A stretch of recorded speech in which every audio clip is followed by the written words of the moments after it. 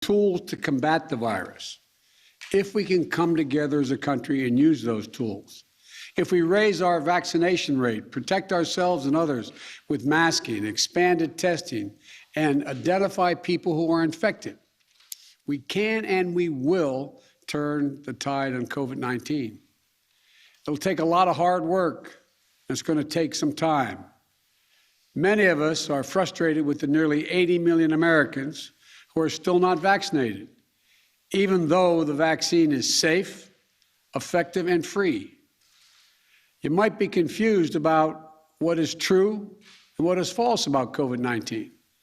So before I outline the new steps to fight COVID-19 that I'm going to be announcing tonight, let me give you some clear information about where we stand.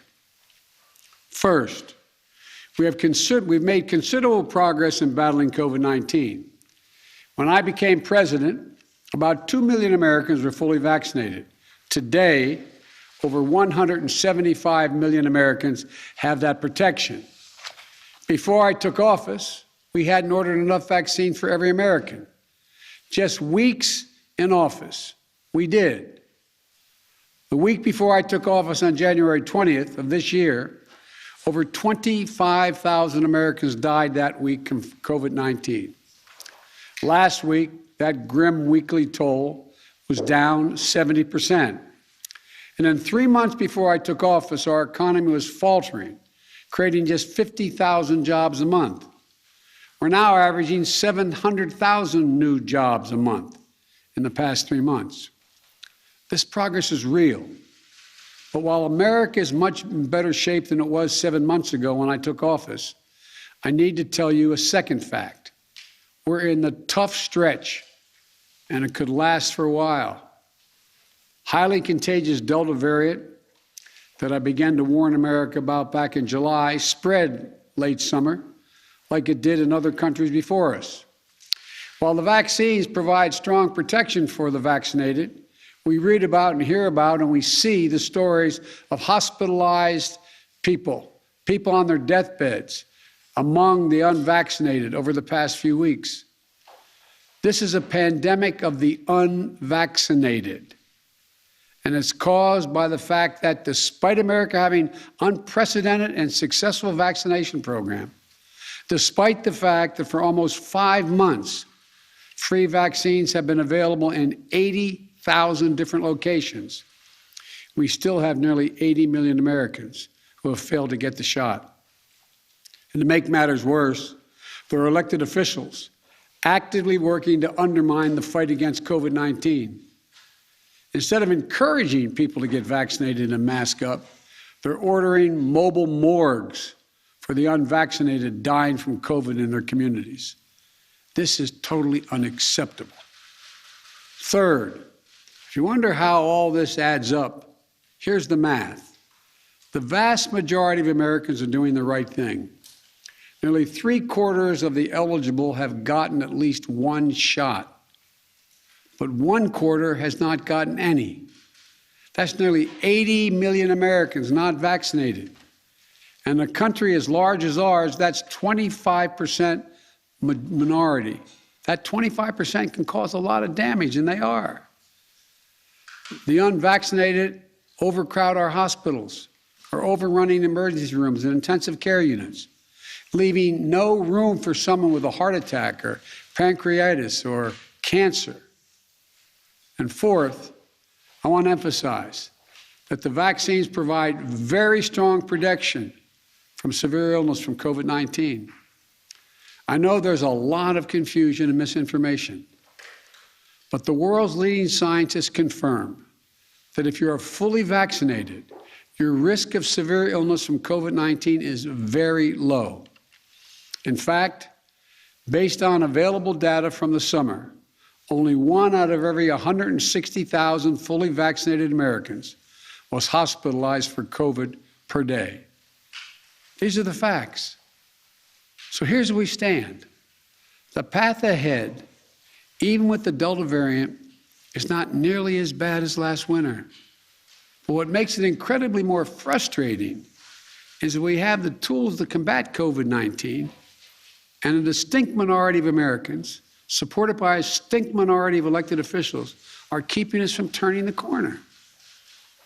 These pandemic politics, as I refer to, are making people sick, causing unvaccinated people to die.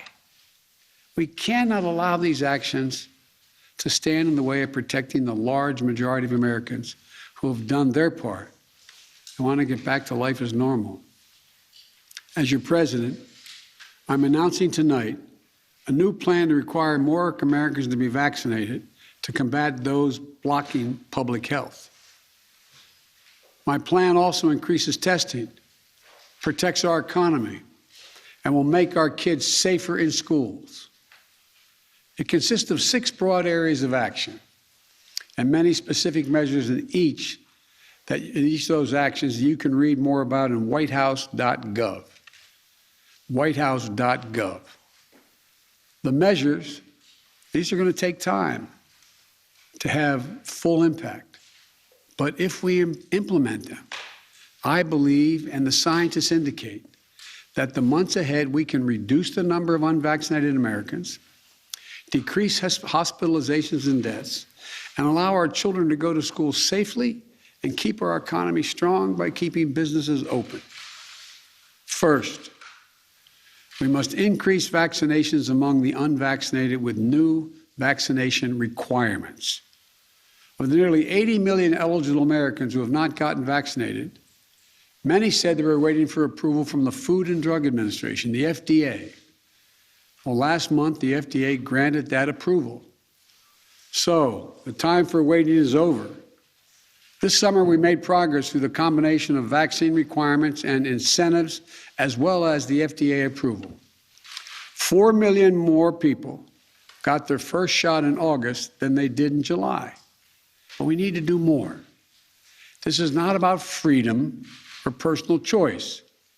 It's about protecting yourself and those around you, the people you work with, the people you care about, the people you love. My job as president is to protect all Americans.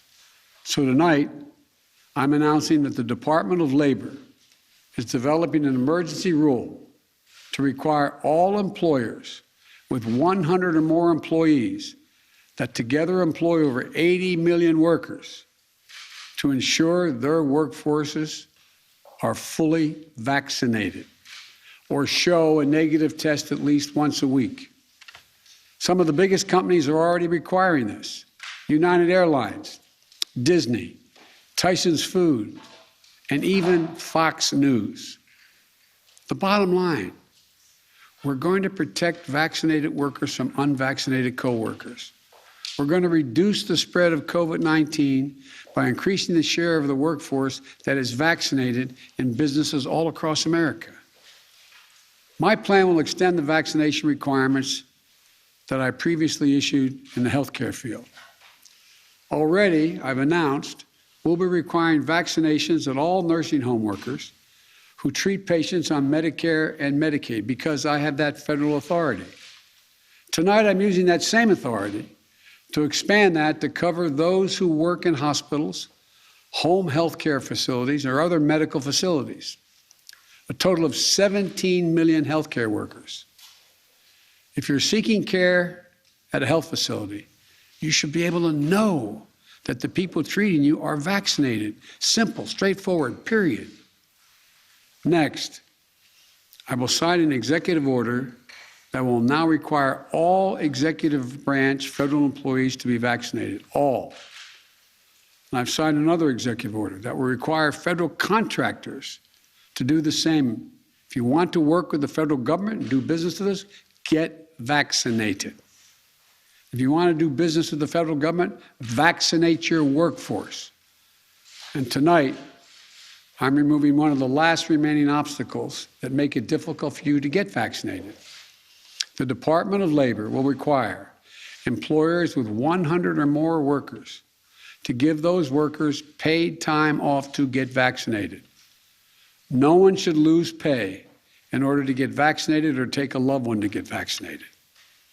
Today, in total, the vaccine requirements in my plan will affect about 100 million Americans, 2/3 of all workers. And for other sectors, I issue this appeal to those of you running large entertainment venues, from sports arenas to concert venues to movie theaters. Please require folks to get vaccinated or show a negative test as a condition of entry. And to the nation's family physicians, pediatricians, GPs, general practitioners, you're the most trusted medical voice to your patients. You may be the one person who can get someone to change their mind about being vaccinated. Tonight, I'm asking each of you to reach out to your unvaccinated patients over the next 2 weeks and make a personal appeal to them to get the shot. America needs your personal involvement in this critical effort. My message to unvaccinated Americans is this: what more is there to wait for? What more do you need to see? We've made vaccinations free, safe, and convenient. The vaccine has FDA approval. Over 200 million Americans have gotten at least one shot. We've been patient, but our patience is wearing thin, and your refusal has cost all of us. So please do the right thing. But just don't take it from me. Listen to the voices of unvaccinated Americans who are lying in hospital beds, taking their final breath saying, if only I'd gotten vaccinated. If only. It's a tragedy. Please don't let it become yours. The second piece of my plan is continuing to protect the vaccinated. For the vast majority of you who have gotten vaccinated, I understand your anger at those who haven't gotten vaccinated. I understand the anxiety about getting a breakthrough case.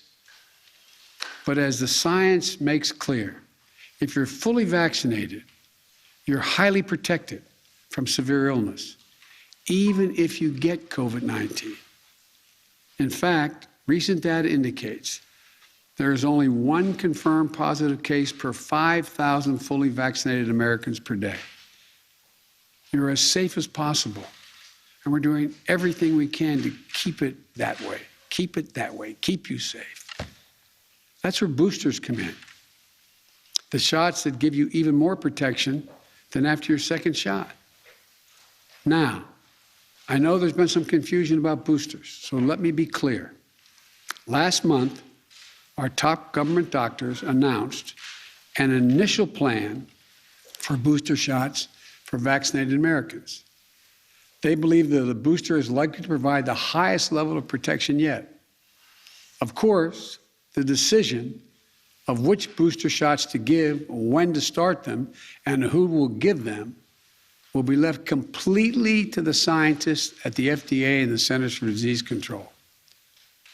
But while we wait, we've done our part. We bought enough booster shots, and the distribution system is ready to administer them. As soon as they are authorized, those eligible will be able to get a booster right away in tens of thousands of sites across the country for most Americans at your nearby drugstore and for free. The third piece of my plan is keeping, and maybe the most important, is keeping our children safe and our schools open. For any parent, it doesn't matter how low the risk of any illness or accident is when it comes to your child or grandchild. Trust me, I know. So, let me speak to you directly. Let me speak to you directly to help ease some of your worries. It comes down to two separate categories. Children ages 12 and older who are eligible for a vaccine now, and children ages 11 and under who are not yet eligible. The safest thing for your child 12 and older is to get them vaccinated. They get vaccinated for a lot of things. That's it, get them vaccinated. As with adults, almost all the serious COVID-19 cases we're seeing among adolescents are in unvaccinated 12 to 17-year-olds, an age group that lags behind in vaccination rates. So parents, please get your teenager vaccinated. What about children under the age of 12 who can't get vaccinated yet? Well, the best way for a parent to protect their child under the age of 12 starts at home. Every parent, every teen sibling, every caregiver around them should be vaccinated. Children have 4 times higher chance of getting hospitalized if they live in a state with low vaccination rates rather than states with high vaccination rates. Now, if you're a parent of a young child, you're wondering, when will it be the vaccine available for them? I strongly support independent scientific review for vaccine uses for children under 12. We can't take shortcuts with that scientific work. But I've made it clear I will do everything within my power to support the FDA with any resource it needs to continue to do this as safely and as quickly as possible. And our nation's top doctors are committed to keeping the public at large updated on the process so parents can plan. Now to the schools. We know that if schools follow the science and implement the safety measures like testing, masking, adequate ventilation systems, which we provided the money for, social distancing, and vaccinations, then children can be safe from COVID-19 in schools. Today, about 90% of school staffs and teachers are vaccinated. We should get that to 100%. My administration has already required teachers at the schools run by the Defense Department, because I have the authority as president of the federal system, the Defense Department and the Interior Department, to get vaccinated. That's authority I possess. Tonight, I'm announcing that will require all of nearly 300,000 educators in the federal paid program, Head Start programs, must be vaccinated as well to protect your youngest, our youngest, most precious Americans, and give parents the comfort. And tonight, I'm calling on all governors to require vaccination for all teachers and staff. Some already have done so. We need more to step up. Vaccination requirements in schools are nothing new. They work. They're overwhelmingly supported by educators and their unions. And to all school officials trying to do the right thing by our children, I'll always be on your side. Let me be blunt. My plan also takes on elected officials in states that are undermining you and these life-saving actions. Right now, local school officials are trying to keep children safe in a pandemic while their governor picks a fight with them and even threatens their salaries or their jobs. Talk about bullying in schools. If they'll not help, if these governors won't help us beat the pandemic, I will use my power as president to get them out of the way. The Department of Education has already begun to take legal action against states undermining protection that local school officials have ordered.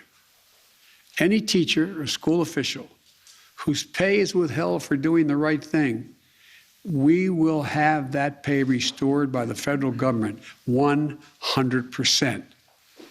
I promise you, I will have your back. The fourth piece of my plan is increasing testing and masking. From the start, America has failed to do enough COVID-19 testing. In order to better detect and control the Delta variant, I'm taking steps tonight to make testing more available, more affordable, and more convenient. I'll use the Defense Production Act to increase production of rapid tests, including those that you can use at home. While that production is ramping up, my administration has worked with top retailers like Walmart, Amazon, and Kroger's. And tonight, we're announcing that no later than next week, each of these outlets will start to sell at-home rapid test kits at cost for the next 3 months. This immediate price reduction for at-home test kits for up to 35% reduction. We'll also expand free testing at 10,000 pharmacies around the country. And we're committing $2 billion to purchase nearly 300 million rapid tests for distribution to community health centers, food banks, schools, so that every American, no matter their income, can access free and convenient tests. This is important to everyone, particularly for a parent or a child with a child not old enough to be vaccinated. You'll be able to test them at home and test those around them. In addition to testing, we know masking helps stop the spread of COVID-19. That's why when I came into office, I required masks for all federal buildings, on federal lands, on airlines, and other modes of transportation. Tonight, I'm announcing that the Transportation Safety Administration, the TSA, will double the fines on travelers that refuse to mask. If you break the rules, be prepared to pay. And by the way, show some respect. The anger you see on television toward flight attendants and others doing their job is wrong. It's ugly. The fifth piece of my plan is protecting our economic recovery. Because of our vaccination program and the American Rescue Plan, which we passed early in my administration, we've had record job creation for a new administration. Economic growth unmatched in 40 years. We cannot let unvaccinated do this progress, undo it, turn it back. So tonight, I'm announcing additional steps to strengthen our economic recovery. We'll be expanding COVID-19 economic injury disaster loan programs. That's a program that's going to allow small businesses to borrow up to $2 million from the current $500,000 to keep going if COVID-19 impacts on their sales. These low-interest, long-term loans require no repayment for 2 years and can be used to hire and retain workers, purchase inventory, or even pay down higher-cost debt racked up since the pandemic began. I'll also be taking additional steps to help small businesses stay afloat during the pandemic. Sixth, we're going to continue to improve the care of those who do get COVID-19. In early July, I announced the deployment of surge response teams. These are teams comprised of experts from the Department of Health and Human Services, the CDC, the Defense Department, and the Federal Emergency Management Agency, FEMA, to areas in the country that need help to stem the spread of COVID-19. Since then, the federal government has deployed nearly 1,000 staff, including doctors, nurses, paramedics, into 18 states. Today, I'm announcing that the Defense Department will double the number of military health teams that they'll deploy to help their fellow Americans in hospitals around the country. Additionally, we're increasing the availability of new medicines recommended by real doctors, not conspiracy theorists.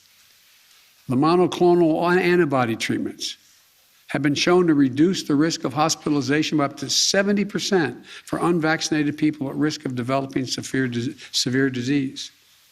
We've already distributed 1.4 million courses of these treatments to save lives and reduce the strain on hospitals. Tonight, I'm announcing we will increase the average pace of shipment across the country of free monoclonal antibody treatments by another 50%. Before I close, let me say this. Communities of color are disproportionately impacted by this virus. And as we continue to battle COVID-19, we will ensure that equity continues to be at the center of our response. We'll ensure that everyone is reached. My first responsibility as president is to protect the American people and make sure we have enough vaccine for every American, including enough boosters for every American who's approved to get one. We also know this virus transcends borders. That's why even as we execute this plan at home, we need to continue fighting the virus overseas, continue to be the arsenal of vaccines. We're proud to have donated nearly 140 million vaccines over 90 countries, more than all other countries combined. including Europe, China, and Russia combined.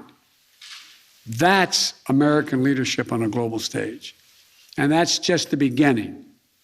We've also now started to ship another 500 million COVID vaccines, Pfizer vaccines, purchased to donate to 100 lower-income countries in need of vaccines. And I'll be announcing additional steps to help the rest of the world later this month. As I recently released the key parts of my pandemic preparedness plan so that America isn't caught flat-footed with a new pandemic comes again, as it will. Next month, I'm also going to release a plan in greater detail. So let me close with this. We've made so much progress during the past 7 months of this pandemic. The recent increases in vaccinations in August already are having an impact in some states where case counts are dropping in recent days. Even so, we remain at a critical moment, a critical time. We have the tools. Now we just have to finish the job with truth, with science, with confidence, and together as one nation. Look, we're the United States of America.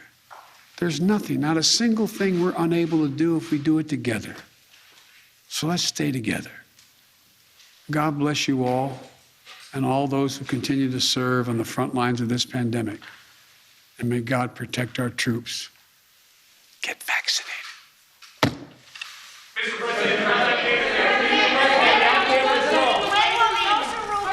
President, President Biden apparently not going to take any questions. You've been listening